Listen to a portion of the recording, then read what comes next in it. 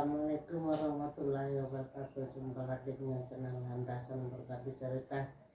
Ini pagi-pagi subuh pagi hari ini tanggal 17 Agustus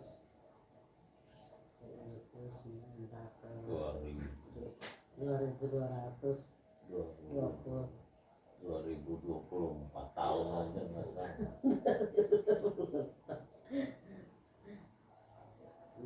Ingat pendapatan Indonesia kita coba Kuat banget. membahas soal kekuasaan hari ini selama 20 tahun yang sudah berkuasa. Sepertinya ada kekuatan yang mendukungnya itu sangat kuat. Bagaimana Pak menurut Bapak? Ya, pendukung kekuasaan ini kan kekuasaan manusia ini lemah. Kalau kita melihatnya seperti kuat, berarti kita nggak melihat pencipta langit dan bumi. Manusia ini kan lemah, dari tidak ada, dari air mani bertemu sel telur, lalu menjadi segumpal darah, lahir jadi bayi, nggak bisa apa-apa, ngeletak. Nah, itu udah digambarkan di kitab Petunjuk Manusia itu. Nah, setelah dia jadi manusia berkuasa, dia sombong, jadi lupa diri.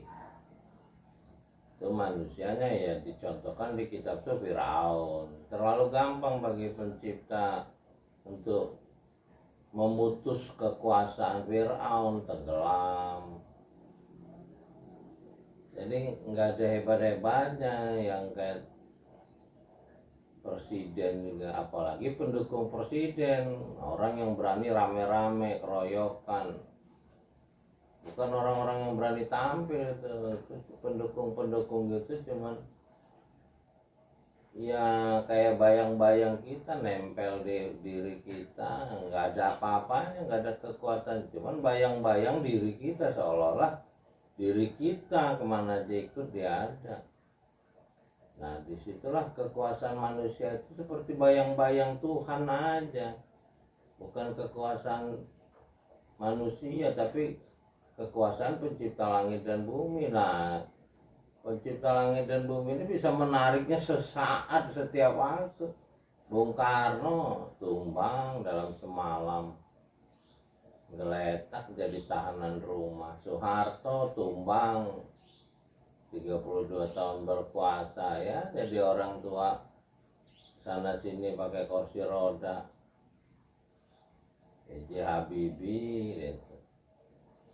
Lalu presiden kedua kita dulu Amir Syarifuddin itu dikudeta Soekarno tuh.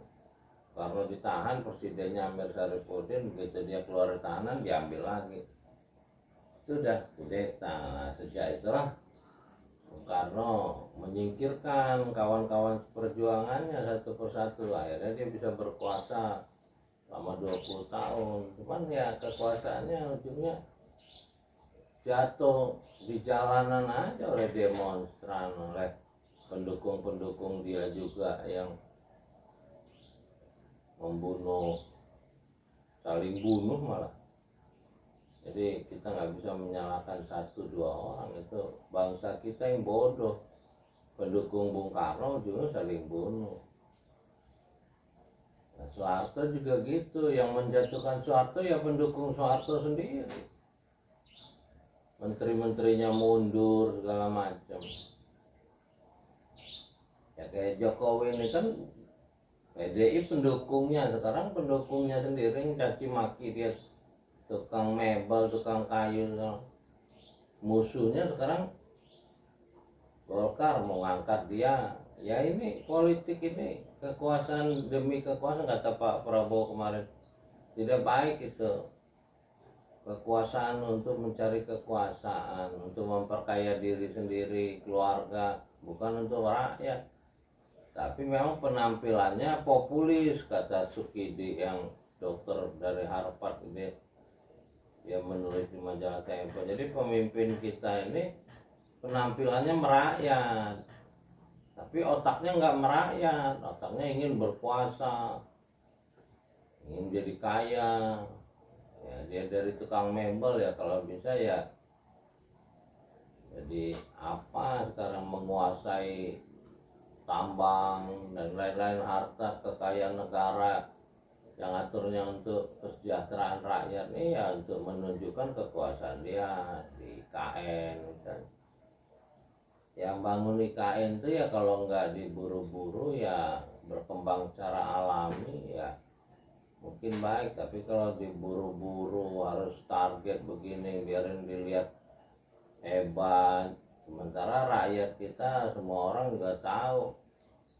Ada video itu lagi nyebrang di seutas tali, nyebrang sungai, pegangan tali, ibu bawa bayi. Ya kita bisa lihat kok di daerah, jangankan di daerah, kita sendiri hidup ini dengan level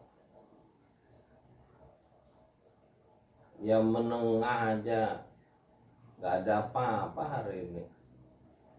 Ya kelompok-kelompok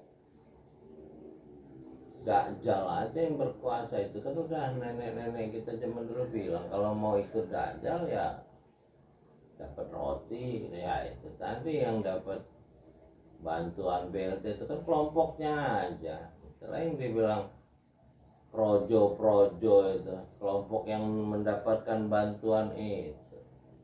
Ya orang kita ini jangankan agama aja bisa pindah orang kita ini gara-gara sebungkus Indomie. Itu level iman bangsa kita nih, ngaku beriman aja ya nggak ada yang ikro, nggak ada yang baca sejarah Nabi, nggak ada yang tahu isi kitabnya, cuman pinter pakai sorban aja, pakai peci, pakai sarung. Ya lu lihat tetangga kita, banyak tetangga kita yang pinter berdandan tapi dalamnya maling, orang-orang bodoh, orang-orang gila. Ya bangsa kita ya hari ini ya kenapa bisa terjajah sekian lama ya, kita dibodohi oleh pemimpin-pemimpin kita sendiri, bukan dari luar. Ya hari ini kita ngalami lagi pembodohan oleh yang bodoh lah. Kalau pemimpin kita itu nggak punya ijazah berarti kan dia bodoh. Nah dia bodoh membodohi rakyatnya, ya rakyatnya lebih bodoh lagi, dan rakyatnya memuja-mujanya, oh nggak perlu ijazah mungkin ya, bubarin aja sekolah di negara ini, ngapain ngabisin anggaran negara ini banyak-banyak, gak ada guna. Ya nggak Bu, kira-kira? Ya udah itu aja Bu. Nah, ya. Udah. Nah, di sini dulu, mudah-mudahan kita bisa bertemu di lain kesempatan. Assalamualaikum warahmatullahi wabarakatuh.